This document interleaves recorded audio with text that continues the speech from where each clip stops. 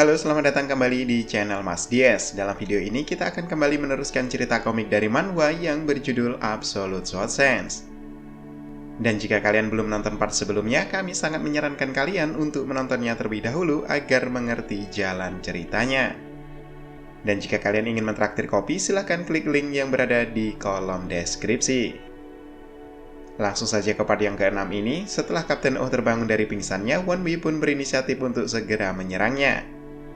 Tapi Kapten Oh kemudian berkata jika orang lemah yang tak memiliki dantian seperti Wonwi mana bisa melukainya. Dan roh pedang besi mengatakan nampaknya Kapten Oh belum mengetahui jika Wonwi sudah belajar bela diri.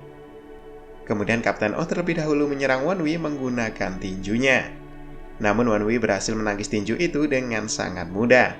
Kapten Oh pun terkejut Wonwi bisa menangkis tinjunya itu dengan sangat mudah. Sementara Wonwi membalas serangan Kapten Oh dengan menebas tepat di bagian dadanya. Kapten Oh pun terpental cukup jauh dan membuat bagian perut sampai dadanya terluka. Dan roh pedang besi berkata jika serangan Wonwi itu sudah cukup bagus. Tapi ia juga mengingatkan kepada Wonwi untuk tidak lengah. Sebab yang dihadapinya saat ini adalah seorang master bela diri tingkat 1. Sementara Kapten Oh berkata dalam hati jika tidak mungkin orang yang tak memiliki dantian seperti Wonwi bisa melukainya seperti itu. Tapi tak lama Wonwi pun kembali menyerang Kapten Oh menggunakan pedang besi miliknya. Tapi kali ini Kapten Oh bisa menghindar dengan sebuah teknik andalannya. Namun ia juga tak menyangka jika ia harus menggunakan teknik andalannya itu hanya untuk menghadapi Wonwi. Kapten Oh juga kembali heran mengapa tiba-tiba Wonwi memiliki kekuatan yang sangat besar meski dia tidak memiliki dantian. Kapten Oh kemudian berniat untuk segera membunuh Wonwi karena dianggap akan sangat berbahaya suatu saat nanti. Sementara itu Song Juabek yang sudah bangun dari pingsan heran melihat Wonwi bisa mengimbangi pertarungan dengan Kapten Oh. Tapi tak lama Wonwi kemudian terkena tendangan dari Kapten Oh yang membuatnya terdorong mundur cukup jauh. Dan roh pedang pendek bertanya apakah Wonwi baik-baik saja. Wonwi mengatakan jika ia baik-baik saja dan beruntung berhasil menghindari luka dalam. Tapi Wonwi juga cukup kagum dengan Kapten Oh yang sudah memiliki banyak luka tapi kemampuannya masih cukup bagus. Dan kedua roh pedangnya berkata sebaiknya Wonwi mengulur waktu supaya kemampuan Kapten Oh bisa menurun. Namun dengan percaya diri, Song Juabek segera menyerang Kapten Oh dan menyuruh Wonwi untuk segera minggir. Tapi serangan Song Juabek itu mampu dipatahkan oleh Kapten Oh dengan sangat mudah. Bahkan ia justru mampu meninju Song Juabek tepat di kepalanya. Tapi yang tak disangka, Song Juabek yang terkena pukulan justru mampu menendang Kapten Oh sambil menjatuhkan diri. Wonwi pun cukup kagum dengan kemampuan bertarung dari Song Juabek tersebut. Dan Song Juabek yang terkena pukulan dari Kapten Oh berkata jika itu tidak seberapa dibandingkan dengan pukulan Hai Akcheon sehari-hari. Ia pun kemudian segera menyerang kembali Kapten Oh yang terkena tendangannya tadi. Tapi ia justru terkena semburan Kapten Oh yang tepat mengenai mukanya. Dan Kapten Oh kemudian berniat mengakhiri Song Juabek dengan kekuatannya yang cukup besar. Tapi dengan cepat Wonwi menyelamatkan Song Juabek dengan menendang kakinya. Ia kemudian memanfaatkan kelemahan Kapten Oh dengan kembali menyerang menggunakan pedang besi. Dan kali ini serangan Wonwi berhasil mengenai tubuh Kapten Oh yang membuatnya terdorong mundur hingga tertancap di pohon. Wonwi pun berharap ini akan menjadi serangan terakhirnya kepada Kapten Oh. Namun ternyata Kapten Oh masih mampu bertahan bahkan hendak menyerang dan menghancurkan tangan Wonwi. Tapi Wonwi dengan cepat kembali menyerang Kapten Oh menggunakan pedang pendeknya. Tapi lagi-lagi Kapten Oh masih mampu menangkis serangan itu meski harus rela tangannya tertancap di pedang pendek Wonwi. Wonwi pun kembali heran dengan kemampuan Kapten Oh yang masih mampu menahan serangannya meski dengan keadaan seperti itu. Tapi secara tiba-tiba Song Juabek berteriak dari arah belakang Wonwi dan menendang pedang pendek milik Wonwi. Tendangan itu membuat pedang pendek yang tertancap di tangan Kapten Oh kemudian juga tertancap tepat di kepala Kapten Oh. Dan serangan itu akhirnya bisa mengalahkan Kapten Oh dan membunuhnya. Kemudian dengan sombong Song Juabek berkata jika bukan karena dirinya Wonwi tidak akan bisa mengalahkan Kapten Oh. Song Juabek juga berkata sebaiknya Wonwi segera bersiap menerima kekalahan darinya di pertarungan keduanya nanti. Tapi Wonwi menanggapi hal tersebut dengan mengajak Song Juabek bertaruh. Jika nanti Song Juabek berhasil menang maka Wonwi bersedia menjadi budaknya. Begitupun sebaliknya jika Wonwi menang maka Song Juabek dan saudara kembarnya akan menjadi budak Wonwi seumur hidupnya. Dan dengan percaya diri, Song Jobek menerima taruhan tersebut dan mengatakan jika Won Wi sebaiknya bersiap untuk menjadi budaknya. Ia pun kemudian meninggalkan Won Wi dan kembali ke tempat Hae Ak Cheon berada. Sementara Won Wi juga sudah tidak sabar menunggu pertarungan dengan kedua saudara kembar tersebut. Ia juga berpikir akan menarik jika Song Jobek dan Song Woo Hyun menjadi budaknya nanti. Di tempat kediaman Hae Ak Cheon, Song Jobek yang sudah kembali kemudian berkata jika dia telah berhasil melaksanakan tugas dari sang elder. Hae Ak Cheon memujinya tapi juga berkata mengapa ia kembali seorang diri. Song Jobek dengan sombong mengatakan jika Won Wi terlalu lambat untuk menyusulnya. Namun Hae Ak Cheon berkata jika Song Jobek nampaknya telah mengalami luka dalam. Ia juga bertanya siapa yang telah membunuh Kapten Oh. Dengan suara lantang, Song Jobek menjawab bahwa dirinya lah yang telah membunuh Kapten Oh. Hae Ak Cheon kemudian dengan tawa khasnya berkata memang sudah seharusnya begitu. Tapi secara tiba-tiba Won Wi memberi salam kepada Hae Ak Cheon dan mengatakan jika dia telah menyelesaikan tugas darinya. Hae Ak Cheon pun cukup terkejut karena ternyata Won Wi tidak mengalami luka apapun. Ia kemudian mengerti jika yang membunuh Kapten Oh bukanlah Song Jobek melainkan Won Wi. Ia kemudian berkata kepada Song Jobek jika latihan berikutnya akan semakin keras sambil meremas kepala Song Jobek dan melemparkannya. Hae Ak Cheon kemudian berkata kepada Won Wi jika sudah selesai melapor seharusnya ia segera pergi. Tapi Won Wi berkata jika ia akan membahas permintaannya jika mampu mengalahkan Song Jobek dan Song Woo Hyun. Dan Hae Ak Cheon menyuruh Won Wi untuk segera mengatakan apa yang diinginkannya jika mampu menang di pertarungan nanti. Won Wi pun berkata jika ia mau diajari cara berlari seperti Hae Ak Cheon yang mampu dengan cepat menaiki sebuah tebing. Hae Ak Cheon pun bersedia akan mengajari Won Wi teknik tersebut jika ia berhasil menang. Sebab ia sangat percaya diri jika Song Jobek dan Song Woo Hyun yang akan memenangkan pertarungan tersebut. Hae Ak Cheon kemudian memerintahkan Won Wi untuk segera kembali ke tempatnya dan berlatih lebih keras. Sebab pertarungan antara ketiganya akan dilakukan dalam 3 bulan lagi.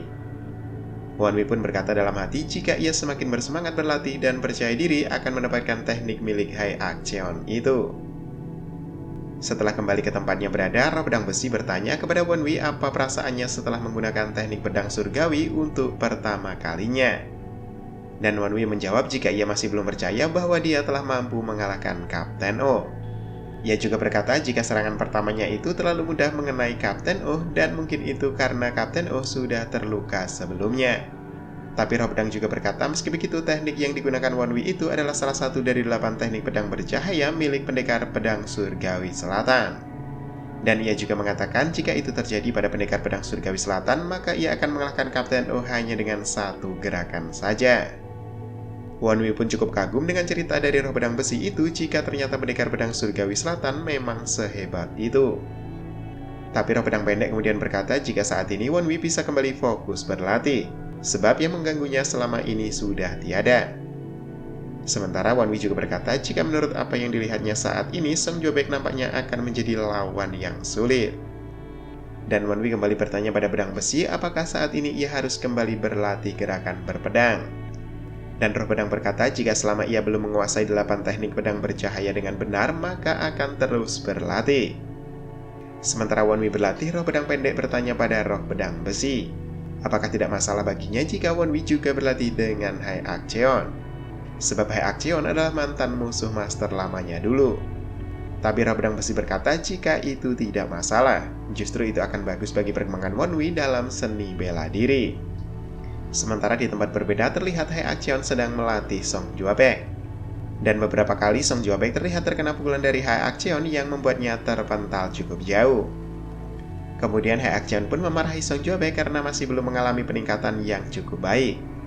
Tapi Song Jobek berkata jika menurutnya tidak perlu berlatih dengan berlebihan sebab ia hanya akan melawan Won Wi. Ia juga berkata Won Wi pasti tidak akan berkembang jauh lebih baik daripada dirinya. Tapi seketika kepala Song Jobek dipukul oleh Hae Ak Cheon menggunakan sebuah tongkat. Hae Ak Cheon kemudian berkata apakah Song Jobek tidak melihat jika Won Wi hanya berlatih sendiri menggunakan 2 buku, tapi dia tidak terkena luka dalam saat bertarung dengan Kapten Oh. Namun Song Jobek berkata jika ia melihat beberapa kali Won Wi terkena pukulan dari Kapten Oh. Hae Ak Cheon kemudian berkata apakah menurutnya ia tidak bisa melihat jika Won Wi tak terkena luka dalam apapun. Dan Song Jobek pun kesal sambil berkata dalam hati jika Hae Ak Cheon masih terus saja membandingkannya dengan Won Wi. Tapi hal tersebut kini membuatnya semakin termotivasi untuk berlatih lebih keras dan mengalahkan Wonwi. Ia pun meminta kepada Hae-Akjeon untuk kembali memperlihatkan teknik yang diajarkannya tadi. Sementara Hae-Akjeon kemudian berkata jika nampaknya saat ini Song Jo-baek sudah saatnya untuk berlatih teknik rahasia miliknya. Mendengar itu, Song Jo-baek berpikir apakah saat ini ia sudah diterima untuk menjadi murid Hae-Akjeon. Ia pun dengan lantang kemudian memanggil Hae-Akjeon dengan sebutan master. Tapi seketika Hae-Akjeon melemparkannya sambil berkata saat ini ia belum menerimanya sebagai seorang murid. Tapi tiba-tiba ada seseorang yang memberikan salam kepada Hae-Akjeon. Dan orang tersebut ternyata adalah Komandan Gu Sangwon. Ia kemudian bertanya kepada Hae-Akjeon apakah Kapten Oh dan salah satu anak buahnya berkunjung ke tempatnya. Tapi Hae-Akjeon menolak untuk menjawab pertanyaan tersebut. Ia juga meminta kepada Komandan Gu Sangwon untuk tidak mengganggunya lagi. Dan sejak saat itu Komandan Gu Sangwon tidak pernah datang dan menanyakan tentang keberadaan Kapten Oh. Dan 3 bulan pun berlalu. Terlihat Wonwi sedang berkultivasi di dekat air terjun tempatnya berada. Dan tiba-tiba ada sebuah bongkasan es yang jatuh hendak mengenai tepat di kepala Wonwi. Tapi dengan cepat Wonwi berhasil menghancurkan bongkahan es itu menggunakan pedang besi miliknya. Tapi roh pedang besi berkata jika ia masih terlalu lambat menggunakan gerakan tersebut. Sementara roh pedang pendek berkata jika menurutnya itu sudah jauh lebih baik.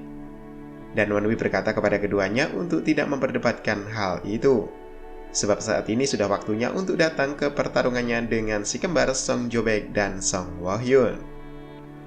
Di tengah perjalanan, Wonwi kemudian bertanya kepada roh pedang besi seberapa tinggi levelnya berpedang saat ini.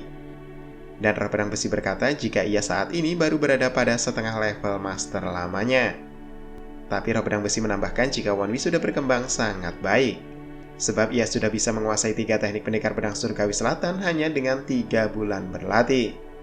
Tapi Wonwi kembali bertanya kepada roh pedang besi apakah dia bisa mengalahkan Song Jo-baek dan Song Woo-hyun hanya dengan 3 teknik tersebut.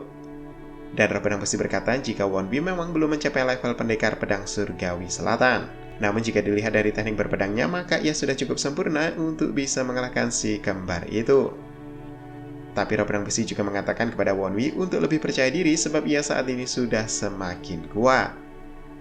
Dan setelah Wonwi sampai di tempat pertarungan, Hae-Akjeon berkata jika Wonwi datang terlalu cepat.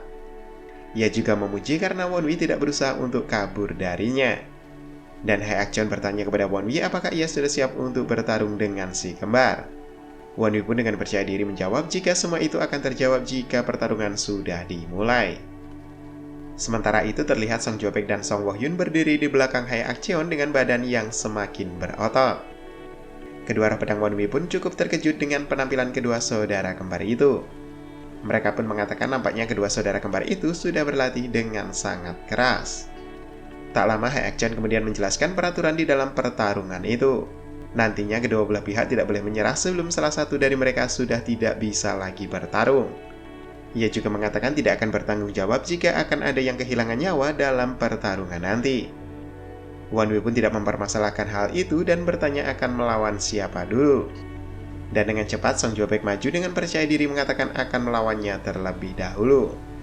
Namun Wonwi sedikit terkejut karena kali ini Song Jo-baek menggunakan sarung tangan besi di kedua tangannya. Tapi Song Jo-baek kemudian berkata tidak akan adil jika hanya Wonwi saja yang menggunakan senjata. Untuk itulah ia menggunakan sarung tangan besi tersebut. Sementara Wonwi kemudian mengeluarkan pedang besi miliknya dan bersiap untuk mulai bertarung. Namun Wonwi kali ini sedikit memprovokasi Song Jo-baek agar dia mau menyerangnya terlebih dahulu. Dan benar saja tak lama Song Jo-baek yang ngaku itu segera menyerang Wonwi. Dan Wonwi berkata jika nampaknya Song Jo-baek sudah termakan dengan perkataannya. Kali ini ia hanya akan memanfaatkan situasi tersebut dan menyerang saat sudah pada jangkauan pedangnya. Kemudian Wonwi segera menggunakan teknik pertama dari pedang bercahaya milik pendekar pedang surgawi selatan. Hae-Akjeon yang melihat teknik tersebut mengatakan jika nampaknya Wonwi sudah berlatih dengan sangat keras. Tapi yang mengejutkan serangan Wonwi itu hanya ditahan dengan tangan kosong oleh Song Jo-baek. Song Jo-baek kemudian berganti menyerang Wonwi menggunakan tinjunya.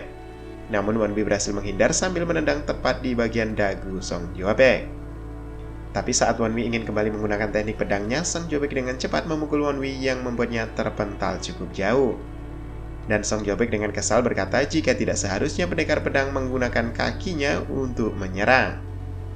Tapi Won Wei kembali memprovokasi Song Jobek dengan mengatakan jika tampaknya tenaga dalam miliknya sudah semakin kuat dari sebelumnya.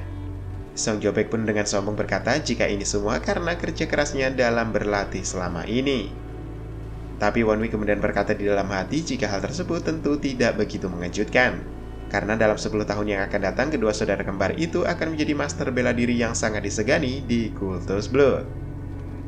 Won Wei kemudian berkata jika nampaknya ia sudah melakukan kesalahan. Dan Song Jobek yang mendengar perkataan itu berkata apakah Won Wei sudah akan menyerah. Tapi Won Wei berkata jika ia melakukan kesalahan karena sudah tidak bertarung dengan serius. Dan kali ini ia akan mulai serius dan mengeluarkan segala kemampuannya. Dan secara tiba-tiba tubuh Song Jobek terkena serangan dari pedang Won Wei dengan sangat cepat. Bahkan Hae Ak-jeon pun seolah tak melihat serangan cepat dari Won Wei tersebut. Sementara Song Jobek yang sudah terkena serangan itu juga heran karena ia tidak bisa melihat pergerakan dari Won Wei. Dan Hae Ak-jeon terlihat kaku menyaksikan serangan kejutan dari Won Wei tersebut.